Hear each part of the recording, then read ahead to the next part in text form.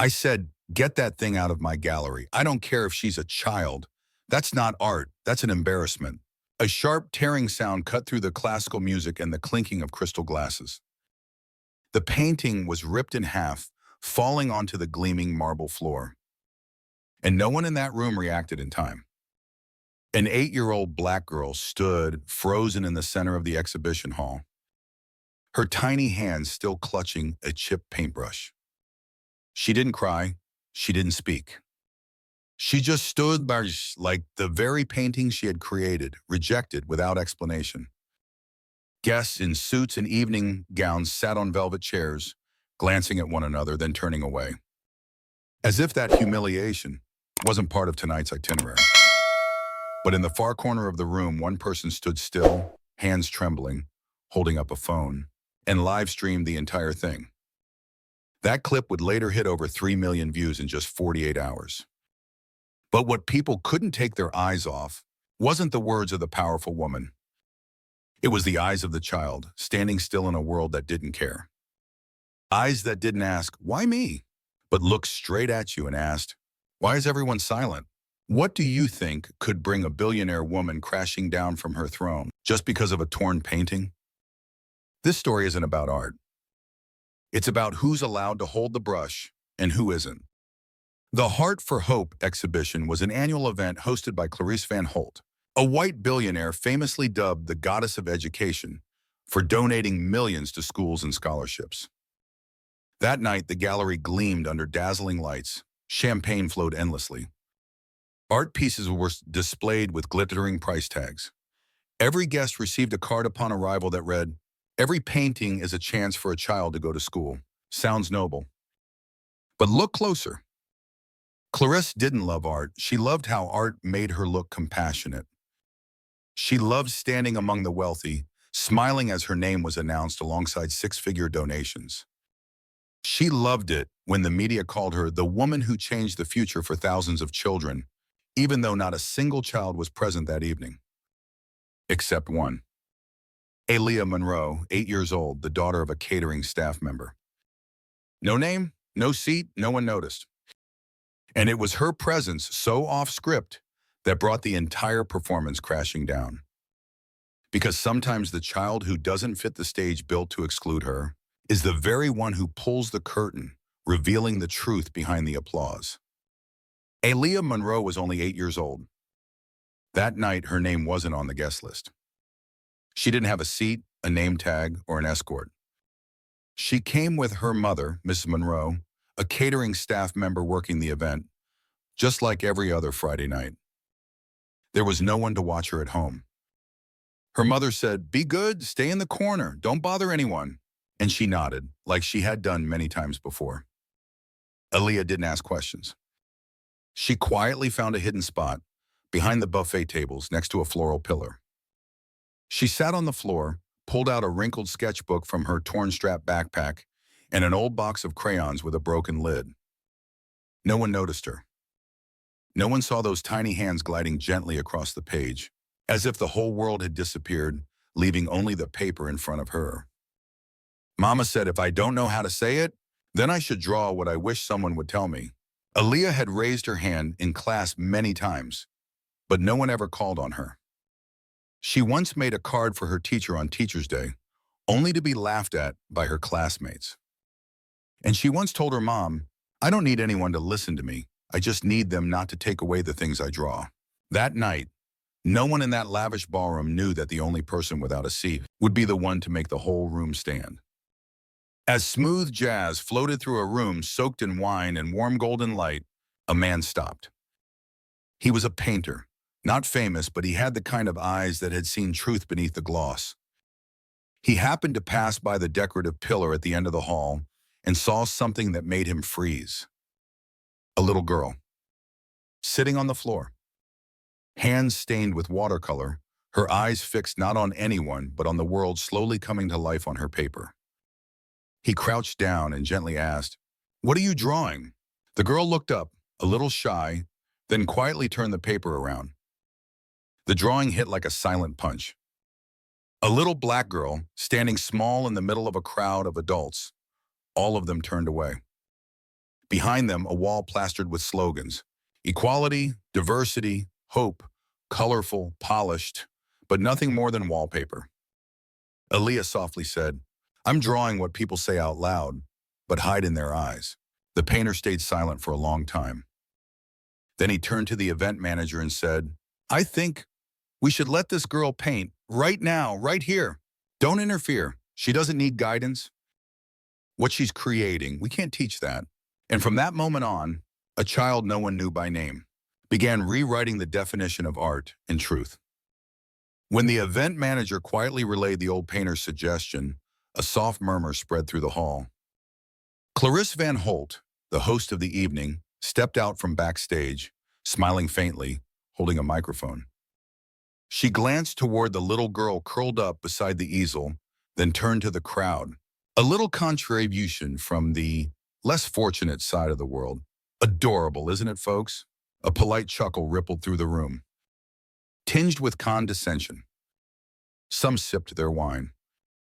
Others pulled out their phones to record stories, as if this were just another scheduled act in a carefully crafted program. Only Aaliyah didn't hear a word. She slowly stepped into the center of the room, through velvet chairs and indifferent gazes.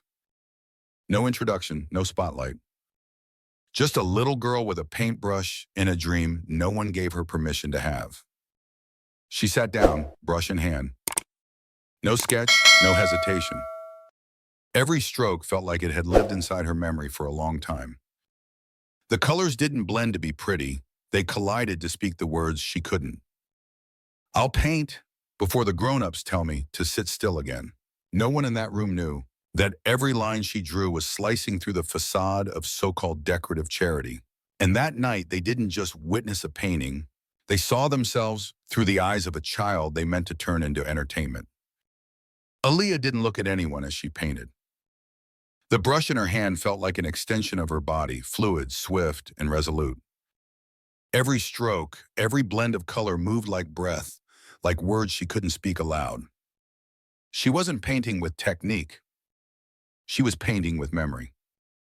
"I'm painting the home I dream of, where no one gets kicked out because of their skin color. I'm painting a teacher who doesn't ask me where I'm from before asking what I love." Each sentence she spoke, soft but sharp as a blade, cut through the stillness of the ballroom. No one dared lift a fork, no one said a word.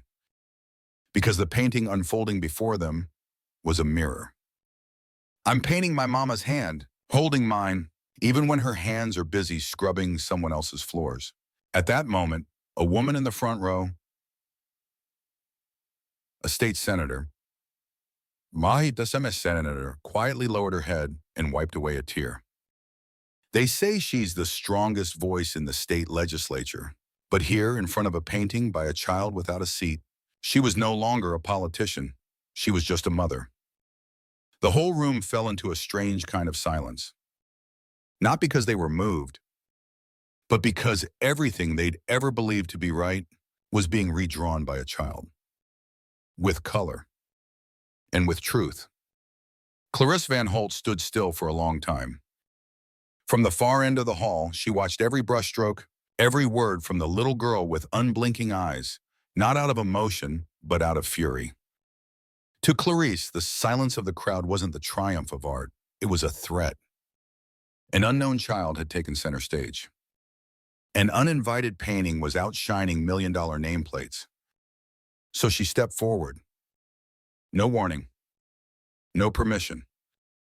Clarice bent down and coldly yanked the painting from the easel, like plucking a weed from a perfectly curated garden. Then, under the dazzling lights, in front of hundreds of widened eyes, she tore the painting in half. "This wasn't on the list," Clarice said coldly. "And I won't let it ruin tonight." Paint splattered on her hand. The paper fell to the marble floor. The brush was still in Aaliyah's hand, but she was no longer painting. She just stood there, frozen. The entire room locked up. A glass clinked to the floor. Someone stood up, then slowly sat back down. No one spoke, no one stepped in. Because when power strikes, silence is often the first reflex. Even though deep down, every person in that room knew They had just witnessed something no charity pledge could ever wash away. In a hidden corner near the buffet, behind a screen meant to conceal stage wires, Olivia, a senior-year art major interning at the event, had seen everything. She was hired for logistics support, explicitly told not to interfere with the artistic experience. But that night, Olivia started recording the moment Aaliyah picked up the brush. Not out of curiosity, but because she sensed something real was unfolding in a place built on pretense. And when Clarisse stepped forward, ripped the painting from the easel, and tore it in front of an 8-year-old girl, Olivia didn't look away like everyone else. She hit go live on TikTok. I don't know exactly what I'm filming, but you need to see this. Within 15 minutes, the clip had surpassed 100,000 views. 1 hour later, Let Her Paint hit the top 5 trending list. Yeah, Clarisse Exposed was blowing up across forums. Artists for All became a declaration. A short caption attached to the video was setting the internet on fire. Billionaire tears up 8-year-old black girl's painting at a charity art show. Over a backdrop of jazz, wine, and the laughter of the elite, a trembling phone in a young student's hand toppled everything. And for the first time in years, the truth wasn't drowned in applause. It was broadcast through Wi-Fi. At first, many thought it was just a moment of lost control. A powerful woman, too arrogant, too flustered, ripping a child's painting. Awful, yes, but something that would eventually blow over. But the internet didn't let it blow over. As the video spread across social media, investigative journalists stepped in. And from the stack of reopened records, a much darker truth began to surface. Clarisse Van Holt wasn't just a bigot. She was the heart of a performative humanitarian empire. The Herald revealed, in over 5 years, Clarisse had fired 87 employees of color under the claim of poor cultural fit, and the Heart for Hope Foundation that was a front, used to launder money through inflated, fake art auctions. Her so-called justice scholarships were funneled into elite private schools, places almost no black children could access. Days later, the FBI officially launched an investigation. Major donors, once proudly photographed beside Clarisse, rushed to pull funding, cancel contracts, and scrub their images. That night, she tore a painting. But that very act blew open the gates of a hell she'd kept hidden for over a decade. Aaliyah didn't just paint. She accidentally drew an indictment. As the name Aaliyah Monroe began to spread across the internet, people started asking, who is this little girl? Who taught her to paint like that? The answer left a nation breathless. Aaliyah never had an art class. No drawing iPad, no color printer, no private tutor. She painted with bare hands, using an old brush found in a storage closet, on misprinted office paper her mom brought home from the cleaning company. Some nights, the whole house lost power. She'd light a candle, balance her sketchbook on her knees, and draw in the flickering glow. She didn't learn to paint, her mother said in an interview. And she learned how not to disappear in a world that never bothered to ask her name. Mrs. Monroe, Aaliyah's mother, was a thin black woman, working 3 jobs a day, cleaning hotel rooms at dawn, sewing for hire at noon, and doing laundry for wealthy families at night. She said she didn't know how to draw, only how to wipe the whiteboard clean each evening, so her daughter would have space the next morning, to write, to color, to dream. While others hung art for humanity on exhibition walls, Aaliyah breathed it into being.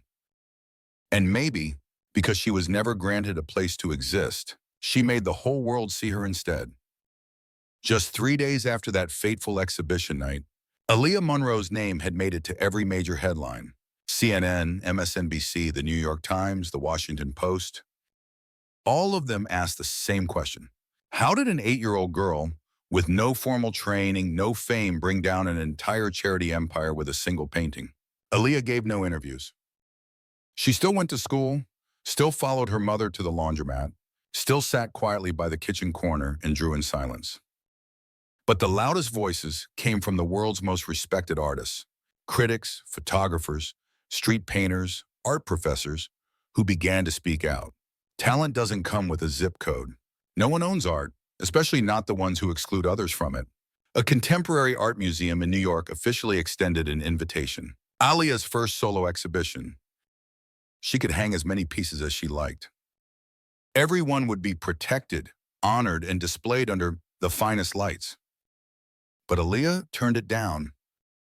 Thank you. But I don't want to be the only one who gets to paint. I want the other kids to have brushes too. The whole world turned its spotlight on her.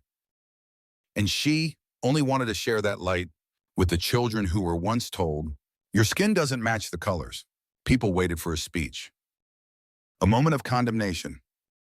A child standing before a microphone, calling out Clarice Van Holt is the villain of our time.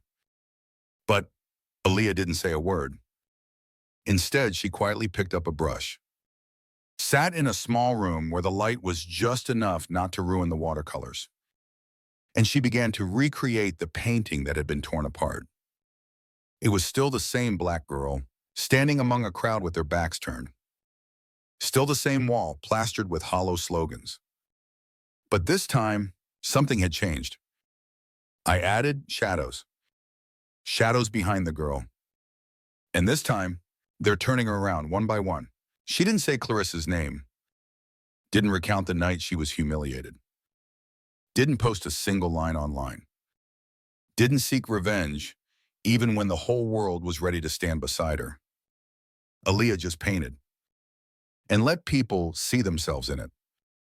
That was the biggest twist of all. Not because she forgave. Not because she was weak. But because she was strong enough not to need revenge to win. I don't need anyone to lose. I just need someone to turn around. Aaliyah, 8 years old. Not long after the media storm, a small wooden sign appeared outside a community center in the Bronx, New York. Paint it forward. Free art classes for every child. No ID checks. No report cards. Only one thing required, the desire to paint. Aaliyah Monroe, 8 years old, was the founder. She didn't need a boardroom. Didn't need a title. All she needed was paper, brushes, and a dream no one had ever funded. The fund she started received support from hundreds of anonymous donors. In just 3 months, over 600 children of color had received free art lessons. Many of them held a brush for the first time, eyes sparkling like they had just found their own voice. Aaliyah visited every corner, from the poorest neighborhoods in Queens to an underfunded school in Chicago where the art program had been cut entirely. And then one day she stood on the TEDx stage for young changemakers, beside a chipped wooden easel. She didn't need a fancy mic. She said just one sentence. Painting is how I fight the silence grown-ups leave behind. What she held wasn't power. It was the power to touch people's souls with color, with gentleness, with the courage to love this world without asking for permission. Clarice Van Holt, the billionaire once praised by the media as the queen of charity, was indicted on multiple charges: financial fraud, racial discrimination in hiring, exploiting charitable foundations to manipulate the art market. The mansion that once hosted the Heart for Hope exhibition was sealed off. The paintings on its walls, now evidence. And the guests who once scoffed when Aaliyah picked up her brush quietly sent apology letters. Brief. Unsigned. Only one line. I was there and I was wrong. But what moved Aaliyah most wasn't the apologies from adults. It was a handwritten letter, ink smudged by tears. Dear Aaliyah, I'm 10, I live in Texas. I bring my pens to parties too, but I've never dared to draw. I'm scared people will laugh. But today, I'm gonna draw. Malik. She read that letter 3 times, then folded it gently and tucked it into the tin box beneath her pillow, right beside the first scraps of paper she ever painted on. No titles needed. No roaring victories. Just one boy brave enough to pick up a pen, and the world had already changed, just a little. Clarice tore my painting, but she can't tear what I'm painting. Aaliyah stood on a small platform during a talk at a public school. No stage lights, no professional cameras. Just an old classroom with plastic chairs and sunlight streaming through the windows. She didn't use slides. Didn't talk about the scandal. Never mentioned Clarice. She simply held up one painting, redrawn from memory. A sky with no barbed wire. A playground with no surveillance cameras. A classroom where no one checks your skin color before handing you a pencil. This is the world I'm painting. Fair. Unapologetic. Unlabeled. A place where kids get to be kids, not proof of adult pity. She bowed her head. There was a moment of hesitant applause. Then it spread. Then it roared like waves. The painting Clarice tore was paper and pigment. But the one Aaliyah is painting now can't be burned. Can't be denied. Because it doesn't hang on the wall. It hangs in the hearts of those who see it. And maybe, just maybe, that's where it began to change the world.